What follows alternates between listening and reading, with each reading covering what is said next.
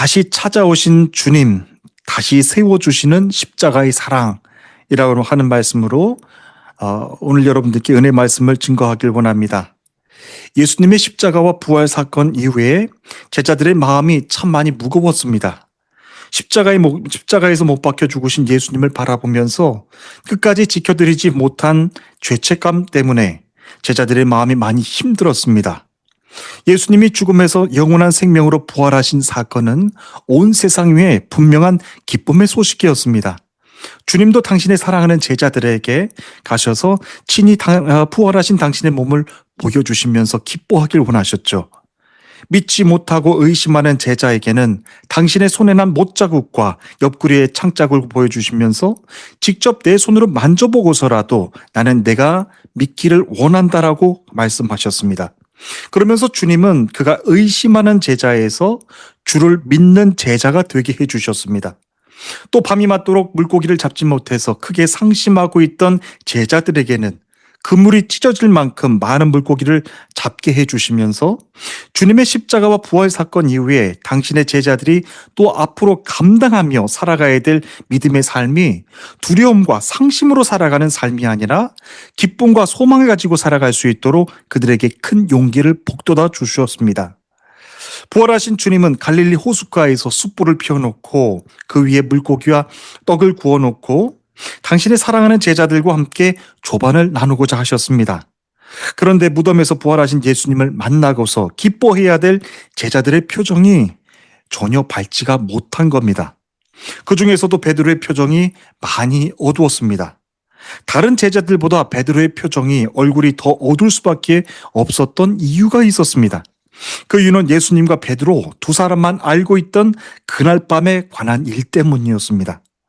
예수님이 십자가에 못 박히시기 전날 밤 주님은 당신이 사랑하는 제자들과 함께 마지막 만찬을 나누셨습니다. 예수님은 그 자리에서 베드로에게 내가 오늘 밤 닭이 울기 전에 나를 3번 모른다고 부인할 것이다 라고 말씀하셨는데 그 자리에서 베드로는 예수님께 아주 강하게 아니라고 말씀을 드렸던 겁니다. 아마도 자신이 예수님을 얼마나 많이 사랑하는지를 주님은 몰라주시는 것 같아 서운하고 또 화도 많이 났던 것 같습니다. 그런데 예수님은 제자들과 함께한 그 마지막 만찬 이후에 주님이 예언하셨던 것처럼 제자들 중 한 사람이었던 유다가 배신을 하게 되고 주님은 겟세마네 동산에서 기도하시다가 군병들에게 체포당하시죠. 제자들은 예수님이 체포당하시는 그 모습을 눈앞에 보고서도 너무나도 겁이 나서 주님을 지켜드리지 못하고 그 자리에서 모두 뿔뿔이 흩어져 도망을 쳤던 겁니다. 그 상황에서 베드로도 예수님을 끝까지 지켜드리지 못하고 도망친 데 대해서 베드로는 멀찍이 따라가다가 대제사장 집들 앞에서 예수님이 신문 받는 모든 과정들을 그저 숨어서 지켜봤어야만 했습니다. 바로 그때였습니다. 베드로는 추워서 뜰에서 불을 쬐고 있었는데 여종 하나가 나와서 베드로를 알아보고는 너도 예수 한 팬이라 라고 하면서 따라다니면서 베드로를 추궁하기 시작했던 겁니다. 베드로에게는 그 순간이 극도로 두려운 순간이었을 것입니다. 예수와 한패라고 맞다라고 말을 하면 그날 자신도 예수님과 함께 십자가의 처형을 받게 될 거라고 그리고 죽게 될 것이라고 생각이 들었던 겁니다. 그 순간을 어떻게 해서라도 피해가야 되는데 베드로는 그 자리에서 그만 3번이나 예수님을 모른다고 부인을 하고 만 것입니다. 그토록 사랑한다고 고백했던 주님을 자신이 스스로 모른다고 배신한 것이니 얼마나 마음의 죄책감이 그의 마음속에 크게 남았겠습니까? 그런데 놀랍게도 무덤에서 부활하신 예수님께서 그렇게 두려워서 당신을 버리고 도망쳤던 당신의 제자들을 다시 한 사람 한 사람 다 찾아와 주신 거예요. 주님이 그들의 상한 마음을 위로해 주시기 위해서였습니다. 예수님은 당신의 사랑하는 제자들과 함께 가장 많은 추억을 쌓았던 갈릴리 호숫가에 다시 오셔서 숯불을 피워놓고 조반을 함께 하시고 싶으셨습니다. 그런데 베드로는 수많은 사람들 앞에서 주님을 모른다고 부인했던 그날 자신의 모습이 지워지지 않아서 예수님께 한없이 죄송하고 또 울고 싶은 마음이 들었던 것입니다. 그 때문에 베드로는 주님과 가장 많은 추억을 쌓았던 그 갈릴리 호숫가에서 부활하신 예수님을 뵙고서도 도저히 마음이 기쁘지가 못했던 겁니다. 예수님과 베드로, 그 두 사람만 알고 있는 그날 밤의 일 때문에 베드로는 그 죄스러운 마음의 응어리를 풀기 전까지는 앞으로도 부활의 주님을 만나 뵙고서도 전혀 기쁘지가 못할 겁니다. 베드로는 그 죄책감의 문제를 어떻게 해서든지 풀고 싶었을 것입니다. 하지만 죄인인 베드로 스스로는 절대로 풀 수가 없는 문제였습니다. 죽음에서 부활하신 예수님은 자신이 밤이 새도록 물고기를 잡지 못해서 상심하고 있었을 때도 인자한 모습으로 오셔서 많은 물고기를 잡게 해주셨는데, 상한 마음을 위로해 주셨는데, 그때 베드로는 그 죄스러운 마음이 계속해서 남아 있어서 주님께로 곧바로 나아가 죄송합니다, 주님. 저도 예수님과 함께 십자가에 못 박혀 죽게 될까 봐서 그 자리에서는 도저히 겁이 나서 주님을 안다라고 사람들 앞에 고백하지 못했습니다. 겁 많고 신실하지 못한 저를 불쌍히 여겨주시고 용서해 주십시오. 그리고 저의 영이 이 죄 때문에 계속 죄책감에 사로잡히지 않도록 하나님, 예수님, 십자가의 구원의 그 은혜로 내 영을 다시 회복해 주십시오 라고 하면서 회개하며 회개 기도의 시간을 갖지 못했던 겁니다. 그 마음에 한 응어리가 남았던 것이 그때까지 계속해서 쌓여져 남았던 겁니다. 그런데 그때 베드로가 예수님께 가지고 있던 그 무겁고 죄스러운 심정은 다른 제자들은 전혀 모르는 감정입니다. 주님께 곧바로 나아가 회개하지 못한 그 죄책감의 마음은 오직 예수님과 베드로 자신만 알고 있는 마음이었어요. 결국 베드로는 그 무거운 마음을 회복하지 못한 채 다시 물고기를 잡으러 나간다고 하면서 바닷가로 나갔던 겁니다.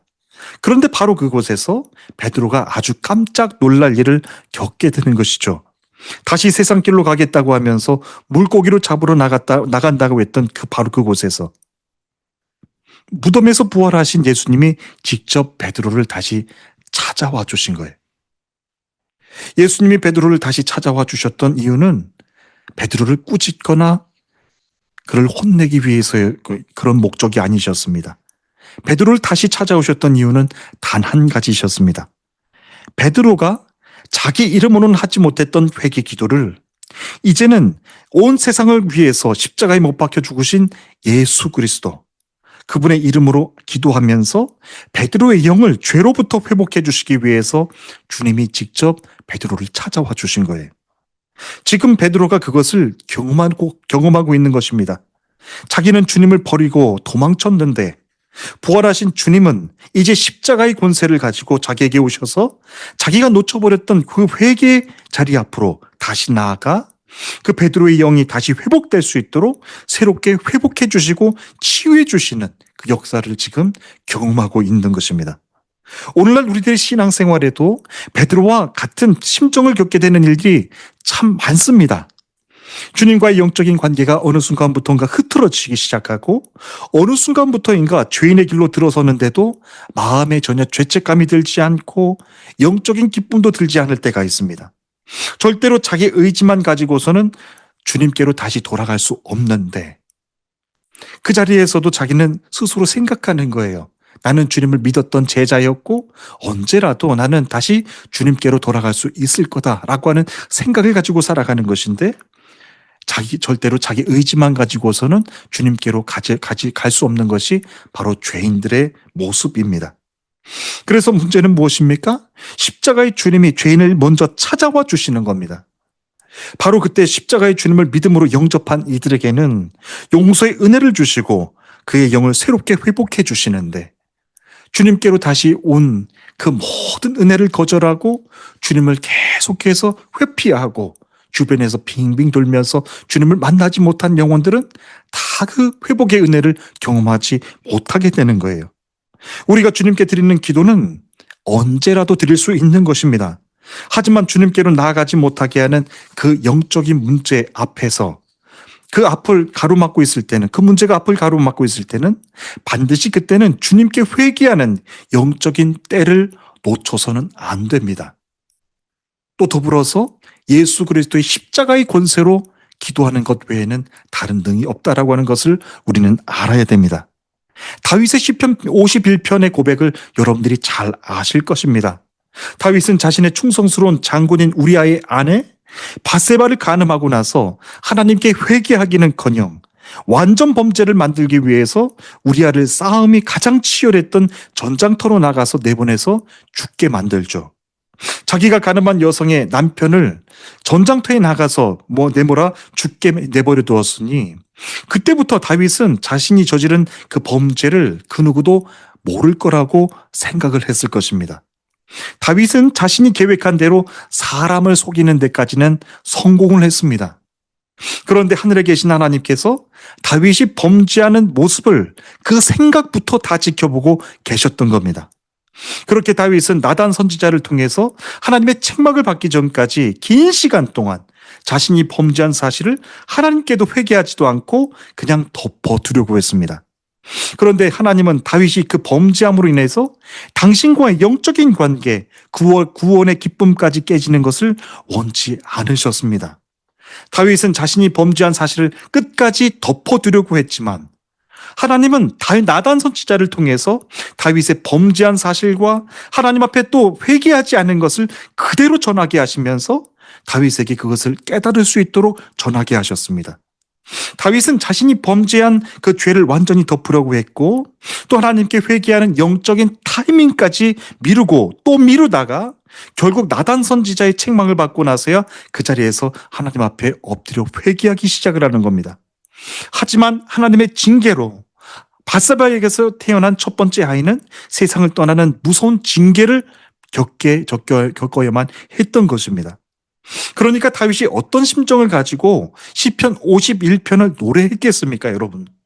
다윗은 자신의 모든 죄악들을 지켜보셨던 그 하나님께 간절한 마음으로 그제서야 회개의 기도를 드리기 시작하는 겁니다.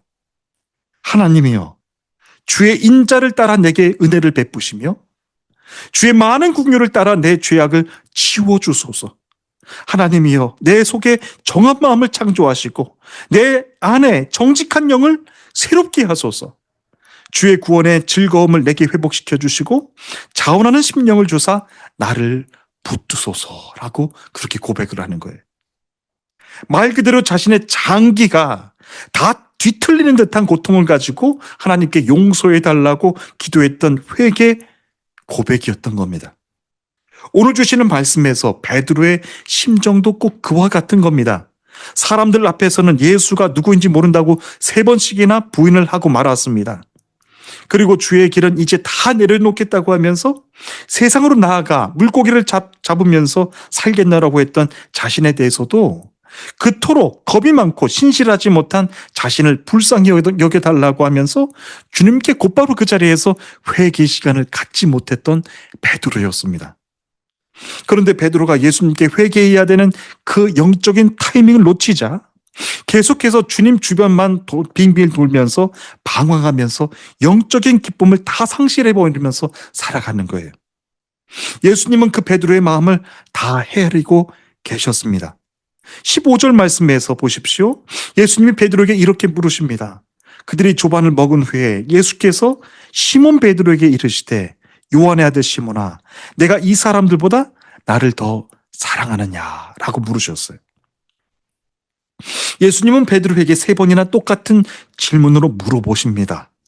그런데 마지막에는 내가 정말로 이것을 믿느냐라고 말씀하시지 않고 3번째도 똑같이 물어보셨어요. 내가 나를 사랑하느냐. 죄책감으로 그렇게 힘들어했던 베드로에게 예수님은 다른 것 질문하시지 않고 내가 나를 사랑하느냐라고 물으셨어요. 이 사랑하느냐라고 물으시는 이 물음이 굉장히 중요합니다. 무슨 말씀입니까? 베드로는 이전에 분명히 이 주님을 모른다, 사랑한다고 큰 소리를 쳤던 사람이었지 않습니까? 그런데 결정적인 순간에는 모른다고 부인을 했을 뿐만 아니라 예수님께 회개하는 영적인 기도도 드리지 못했습니다. 우리 인간의 언어에서 사랑의 반대를 우리는 미움과 증오와 같은 감정을 꼽을 수가 있는데, 그런데 베드로에게 있어서 사랑의 반대는 그런 것이 아니었습니다. 미움이나 증오, 미움 같은 것이 아니었습니다. 나는 당신이 누군지 모릅니다. 라고 하는 것이 바로 베드로의 마음이었습니다. 그래서 예수님은 베드로에게 지금까지 나를 따르면서 고백했던 사랑, 그 사랑은 어떤 사랑이었느냐고 다시 물어보시는 겁니다. 자기를 찾아와 주신 십자가의 주님, 용서의 주님을 마음으로 영접한 사랑이 아니라 자기가 필요해서 선택한 예수님을 사랑하는 마음이었느냐라고 물어보시는 겁니다. 예수님이 왕이 되셔야 로마의 압제에서도 자유로워질 수도 있고 또 높은 자리에 오를 것을 기대했기 때문에 주를 따른 것이냐라고 하면서 주님이 베드로의 사랑을 계속해서 묻고 또 묻고 계신 거예요. 그 때문에 다른 제자들도 베드로도 끝까지 예수님을 따라가지 못했던 겁니다. 그런데 여기에서 우리가 주목해서 봐야 되는 것이 한 가지가 있습니다. 예수님은 베드로의 그와 같은 마음을 다 아셨으면서도 불구하고 다시 또 물어보셨다는 겁니다. 내가 나를 사랑하느냐? 라고 말입니다. 예수님은 베드로에게 똑같은 질문을 이 3번씩이나 반복해서 물어보시는데 주님의 진짜 의도는 베드로의 대답하고는 전혀 다른 것이었습니다. 내가 이 사람들보다 나를 더 사랑하느냐? 라고 물으셨는데 그럼 말만 하지 말고 베드로야. 무엇으로 나를 사랑하는지를 다른 사람들에게 보여줄 수 있겠느냐라고 물어보신 거예요. 사실 이 질문에 대한 답도 예수님께서 이전에 대답을 다 알려주신 겁니다. 요한복음 14장 15절 말씀입니다. 너희가 나를 사랑하면 나의 계명을 지킬 것이다 라고 하셨고 그의 21절에서도 나의 계명을 지키는 자라야 나를 사랑하는 자이다 라고 답을 말씀해 주셨어요. 그러니까 자기 감정대로 주님을 사랑한다고 그렇게 큰 소리만 친다고 해서 사랑하는 것이 아니라 계명을 지키는 자라야 나를 진짜 사랑하는 증거라고 말씀해 주신 거예요. 그런데 베드로는 주님의 말씀을 지혜롭게 이해할 수 있는 영적인 안목이 없었습니다. 이렇게 대답을 하는 거죠. 이르되 주님 그러하이다. 내가 주님을 사랑하는 줄 주님께서 아십니다. 라고 대답을 합니다. 베드로는 이전이나 지금이나 예수님을 사랑하는 것은 분명하고 맞습니다. 그런데 예수님은 베드로의 대답에 그 어떤 칭찬도 대꾸도 책망도 하시지 않으십니다. 그 대신 이전에 베드로가 알아들 수 있도록 그 다음에도 아주 구체적인 명령 한 가지를 내리십니다. 그래, 그럼 내 양을 먹이라 라고 하는 명령이셨어요. 예수님의 말씀 속에는 세상 사람들이 말하는 사랑과 분명한 차이가 있는 것을 보게 해줍니다. 첫 번째는 예수님을 진정으로 사랑하는 사람만이 주님의 양을 먹일 수 있다라고 하는 말입니다. 지금 이 세상에서도 주의 양들을 먹이는 수많은 아주 다양한 옷을 입은 목자들이 있습니다. 그런데 진정으로 예수님을 사랑하는가, 사랑하지 않는가의 문제는 전혀 다른 차원의 문제입니다. 주님의 양을 칠 수 있는 사람은요, 주님을 진정으로 사랑하는 사람만이 그 사역을 할 수 있다라고 하는 겁니다. 여기에서 중요한 것은 베드로는 그 양이 자기 양이 아니라 주님의 양임을 명심해야 된다라고 하는 겁니다. 예수님이 베드로에게 내 양을 먹이라고 하신 이 말씀에 또 다른 의미가 있었는데 또 다른 뜻은 내가 예수님을 진정으로 사랑하는 것이 맞다면 예수님과 같은 목자의 심정으로 양들을 위해 자기 목숨을 내어주는 목자가 되라라고 말씀해 주시는 겁니다. 베드로가 예수님을 사랑한다고 말씀을 드렸는데 예수님은 그 증거로 내 양을 먹이라고 말씀을 하셨죠. 그러면 예수님과 같은 목자의 심정으로 양들을 위해서 자기 목숨을 내어주는 목자가 되라고 그 해답을 주신 것입니다. 그것이 진짜 나를 사랑하는 증거라고 알려주신 것인데, 그래서 이제부터 베드로는 말로만 크게 그리고 감정으로만 강하게 예수님을 사랑한다고 하면서 죽을 때까지 주님을 따르겠다라고 하는 그 말의 의미, 고백의 의미는 지금부터 무의미해진 겁니다.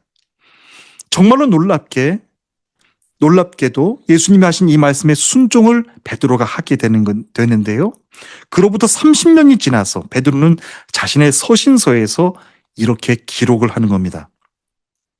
너희 중에 있는 하나님의 양무리를 취되 억지로 하지 말고 하나님의 뜻을 따라 자원함으로 하며 더러운 이득을 위하여 하지 말고 기꺼이 하며 맡은 자들에게 주장하는 자세를 하지 말고 양무리의 본이 되라 라고 하면서 베드로전서에 그의 변화된 모습을 기록하고 있습니다. 베드로 전서가 기록된 시기에 대해서 학자들마다 이견은 있는데요. 대체적으로 AD 62년에서 64년경으로 기록됐다라고 봅니다. 그때는 본격적으로 그리스도인들에게 네로 황제의 대박해가 시작되기 직전이었거나 막 시작되는 시점이었다라고 하는 것을 우리는 기억해야 됩니다. 바로 그 시기에 로마의 대화재 사건이 또 발생이 됩니다. 네로 황제는 그때를 놓치지 않고 눈에 가시와도 같았던 그리스도인들을 방화범으로 몰아서 화형과 십자가형 그리고 맹수초형뿐만 아니라 기독교인들을 산채로 화장을 시켜서 인간 횃불로 만들어서 정원을 밝히는 아주 끔찍한 방법으로 초형을 감행합니다. 그렇게 무선 박해의 시기에 베드로가 베드로전서에 고백을 하는 겁니다. 여러분 보십시오. 불과 30년 전만 해도 예수님을 진정으로 사랑하는 것이 어떻게 하는 것인 줄 몰라서 다만 입술로 고백했던, 감정에 끌려서 뜨겁게 고백했던 베드로였지 않습니까? 그런데 자기를 다시 찾아와 주신 십자가의 주님, 부활의 주님을 뵙고 나서 베드로는 영적으로 달라지기 시작했던 거예요. 영적으로 그 십자가의 은혜가 무엇인지를 깨달아지기 시작을 했던 겁니다. 죽음의 권세를 완전히 다 파하시고 영원한 생명으로 부활하신 주님이 죄인인 자기를 다시 찾아오셔서 하신 말씀, 내가 나를 사랑하느냐? 내가 나를 사랑하느냐? 내가 나를 사랑하느냐? 진정으로 사랑한다면 나의 계명을 지킬 것이니라 라고 하셨던 그 말씀이 깨달아지기 시작하면서 베드로가 예수님을 향했던 사랑이 이전하고는 완전히 달라진 것을 보여주는 겁니다. 그때는 예수님이 십자가에서 못 박혀 죽으셨던 것처럼 초대교회 성도들이 화형과 십자가형, 여러분 참수형과 맹수형, 그 다음에 대박해 속에서 기독교인들, 그리스도인들이 산채로 화형을 당하면서 정원의 불빛으로 그렇게 피해 기름으로 태워져서 화형당하면서 그렇게 끔찍한 박해 시기를 지나는데 바로 그때 베드로가 그렇게 담대하게 그의 서신서를 통해서 그렇게 고백을 하는 거예요. 그때 베드로는 30년 전 십자가를 처음 봤을 때 겁이 나서 도망쳤던 것처럼 또다시 도망치는 사람이 아니라 초대교회 성도들에게 담대하게 지금 로마의 대박해가 더 두려워지고 있다고 하더라도 주의 양들을 버리고 도망치지 말고 어린 주의 양들을 지켜 그들을 끝까지 먹이라고 하는 말씀을 담대하게 전하는 사람이 되었다라고 하는 거예요. 당연히 지금 우리가 사는 현대 이 시대는 베드로가 고백했던 베드로전서의 고백의 대박해 때하고는 상황이 많이 다릅니다. 하지만 그때와 지금 변하지 않고 있는 것 분명한 한 가지가 있는데 아무리 주를 향한 사랑이 뜨겁고 확실하다고 하더라도 죄인인 나를 찾아와 주신 십자가의 주님과 부활의 주님을 의지해서 진정한 마음으로 드리는 회개의 은혜를 체험하기 전까지는 주를 향한 사랑이 어떤 사랑인지를 깨닫지 못한다라고 하는 겁니다. 이는 누구에게나 다 해당하는 문제입니다. 교회에서 수십 년 동안 봉사하며 선진했던 사람이라고 할지라도 수십 년 동안 목회를 하며 주의 양들을 돌본 사람이라고 할지라도 그 험난한 선교지로 나가 하나님의 일을 한 사람이라고 할지라도 자기에게 찾아와 주신 십자가의 주님, 부활의 주님을 주님 앞에 나아가 자신의 죄를 철저하게 회개하며 고백하며 그 십자가의 은혜를 체험하지 않고서는 예수님을 향한 사랑이 무엇인지를 깨닫지 못한다라고 하는 겁니다. 만약 그와 같은 때가 저와 여러분들에게 다시 찾아온다면 내 영이 기쁨을 잃는 데까지 가서는 절대로 안 될 것입니다. 주님도 그것을 원하십니다. 사랑하는 내 딸아, 사랑하는 내 아들아, 내 영이 그렇게 기쁨을 잃는 데까지 나가서는 안 된다. 너 스스로는 그 영을 다시 회복할 수 없으니 내가 다시 찾아온 거야. 사랑하는 내 제자들아, 다시 내 품 안으로 들어오지 않겠니? 라고 하면서 그들의 영이 다시 회복하고 강건해질 수 있도록 회복해 주시는 것입니다. 예수님이 부활하신 이후에 제자들을 다 찾아가셔서 그들의 영적인 상태를 다 점검하셨어요. 그리고 그들에게 다 필요한 것들을 강건케 해주시는 것이죠. 이제 예수님은 또 부활하신 이후에 저와 여러분들의 각자의 삶의 자리까지도 다시 찾아와 주셔서 말씀해 주시는 겁니다. 내가 나를 사랑하는 것이 맞느냐? 내가 나를 사랑하느냐? 내가 나를 사랑하느냐? 그럴 때 우리는 말로만 네, 주님 사랑합니다 라고 말할 수는 없다라고 하는 거예요. 그래서 주님은 우리가 놓쳐버린 주님께 회개해야 되는 그 회개 기도를 다시 가질 수 있도록 베드로를 다시 찾아와 주셨던 것처럼 당신은 또 오늘 저와 여러분 모두를 다시 찾아와 주셔서 예수님, 이 혼탁한 세상에 살면서 때로는 주님을 멀리하기도 했고 주님의 십자가로부터 벗어나 이제는 세상 사람들처럼 살고 싶습니다.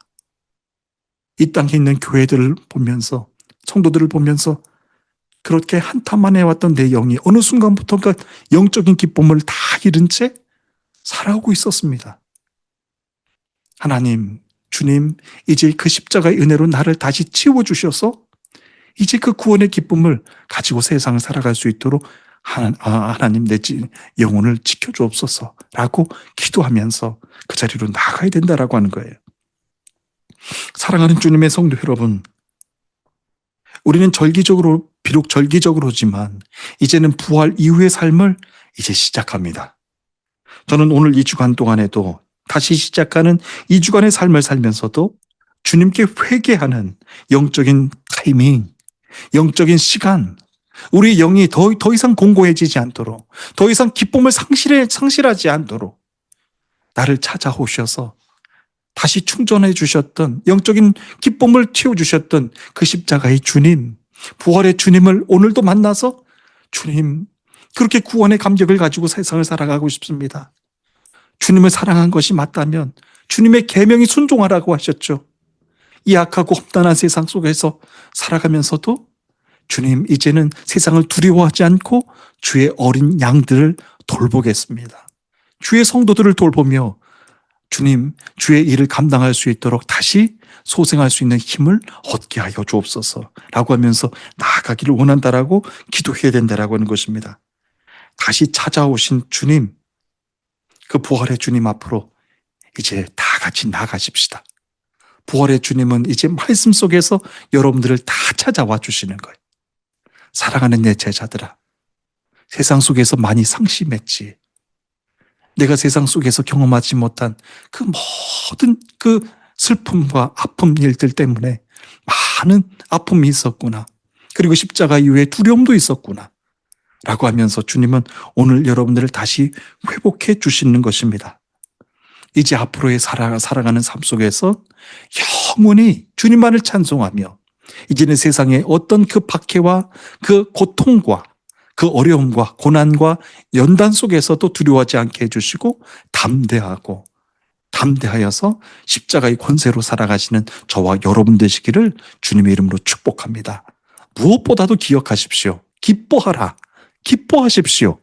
천국에서의 이후의 삶을 다시 한번 소망을 품으며 이 땅에 있는 모든 것들을 바라보면서 낙심하고 포기하려고 했던 그 마음에서 벗어나 이제는 저 천국 하늘나라를 바라보면서 이제 기쁨을 가지고 살아가는 거예요. 마음에 상심한 자들, 육체의 아픔을 가진 이들, 그리고 앞길에 진로가 막힌 이들, 많은 여러 가지 상황들이 여러분들을 아프게 할 것입니다. 하지만 그럼에도 불구하고 선포하십시오. 나는 주의 제자이다. 나는 더 이상 세상을 두려워하지 않는다. 나는 주의 제자로 세상을 구원하는 일 위에 나는 쓰임받는 주의 제자가 될 것이다. 기쁨으로 살아가는 주의 제자가 될 것이다. 내 삶의 어떤 그 부분도 감히 건드릴 수 없음을 선포한다. 라고 하면서 담대하게 나가시는 여러분 모두가 되시기를 주님의 이름으로 축복합니다. 우리 다 함께 기도하시겠습니다.